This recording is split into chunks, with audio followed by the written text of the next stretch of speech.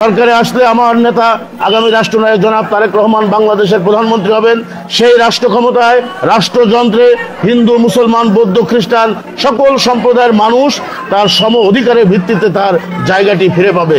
আমি আপনাদের কাছে বিনীত অনুরোধ করব, আমরা যারা বাংলাদেশের বিভিন্ন জায়গায় আমরা যারা আছি, আমাদের সম্প্রদায়ে যারা আছেন, তাদেরকে বোঝানোর চেষ্টা করবেন যে আমার মাথার উপরে থাকবে আমরা তার সাথে থাকবো।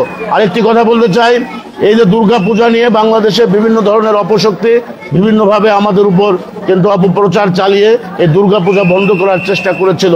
আমাদের ভারপ্রাপ্ত চেয়ারম্যান ইউনিয়ন লেভেল থেকে শুরু করে থানা লেভেল, জেলা লেভেল সকল জায়গায় তিনি কিন্তু আমাদের নিরবিচ্ছিন্ন নিরাপত্তা তিনি কিন্তু আমাদেরকে দিয়েছে।